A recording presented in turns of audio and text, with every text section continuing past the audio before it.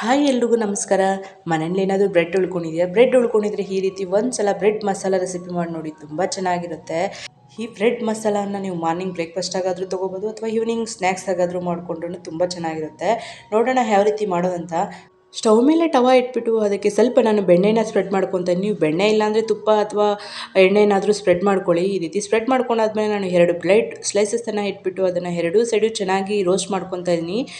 Bread ಸ್ಲೈಸಸನ್ನು ನೀವು roast ಮಾಡಬೇಕಾದ್ರೆ ಯಾವುದೇ ಕಾರಣಕ್ಕೆ ಸಿದಿಸಬೇಡಿ, ಟೇಸ್ಟ್ ಚೆನ್ನಾಗಿರಲ್ಲ. ನೋಡಿ, ಈ ರೀತಿಯಾಗಿ ನಾನೊಂದು 6 ಪೀಸಸನ್ನು ರೋಸ್ಟ್ ಮಾಡಿಕೊಂಡು ಈ ರೀತಿ ಸ್ಮಾಲ್ ಕ್ಯೂಬ್ಸ್ ಆಗಿ ಕಟ್ ಮಾಡಿಕೊಂಡು ಸೈಡಿಗೆ ಇಟ್ಕೊಂಡಿದ್ದೀನಿ.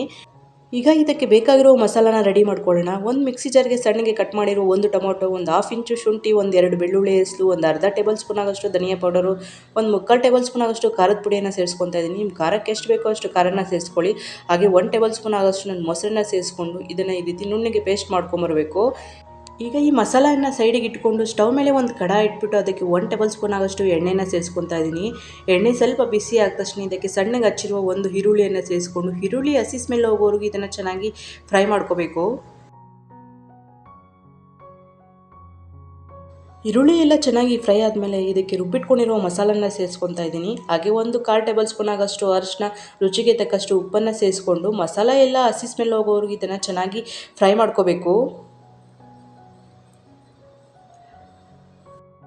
ಈಗ ನೋಡಿ, ಮಸಾಲೆ ಎಲ್ಲ ಚೆನ್ನಾಗಿ ಫ್ರೈ ಆಗಿದೆ. ಈಗ ಇದಕ್ಕೆ ರೋಸ್ಟ್ ಮಾಡಿ ಕಟ್ ಮಾಡಿ ಇಟ್ಕೊಂಡಿರೋ ಬ್ರೆಡ್ಡನ್ನು ಸೇರಿಸ್ಕೊತಾ ಇದ್ದೀನಿ. ಹಾಗೆ ಸ್ವಲ್ಪ ಕೊತ್ತಂಬರಿ ಸೊಪ್ಪು, ಸ್ವಲ್ಪ ಗರಂ ಮಸಾಲಾನ ಸೇರಿಸ್ಕೊಂಡು ಇದನ್ನು ನಿಧಾನವಾಗಿ ಒಂದು ಸಲ ಮಿಕ್ಸ್ ಮಾಡಿಕೊಂಡ್ರೆ ಸಖತ್ ಟೇಸ್ಟಿಯಾದಂಥ ಬ್ರೆಡ್ ಮಸಾಲ ರೆಡಿಯಾಗಿದೆ. ಈ ಮಸಾಲ ಅಂತೂ ತಿನ್ನೋಕ್ಕೂ ತುಂಬ ಚೆನ್ನಾಗಿರುತ್ತೆ. ಈ ರೀತಿ ಒಂದು ಸಲ ಮಕ್ಕಳಿಗೆ ಮಾಡ್ಕೊಂಡು ನೋಡಿ, ತುಂಬ ಇಷ್ಟಪಟ್ಟು ತಿಂತಾರೆ. ನಿಮ್ಗೆ ರೆಸಿಪಿ ಇಷ್ಟ ಆಗಿದೆ ಅಂದ್ಕೊತೀನಿ. ಇಷ್ಟ ಆಗಿದರೆ ಒಂದು ಸಲ ನೀವು ಟ್ರೈ ಮಾಡಿ ನನಗೆ ಕಮೆಂಟ್ ಮೂಲಕ ತಿಳಿಸಿ ಹೇಗಿತ್ತು ಅಂತ. ವಿಡಿಯೋ ನೋಡಿದ್ದಕ್ಕಾಗಿ ಎಲ್ಲರಿಗೂ ಧನ್ಯವಾದಗಳು.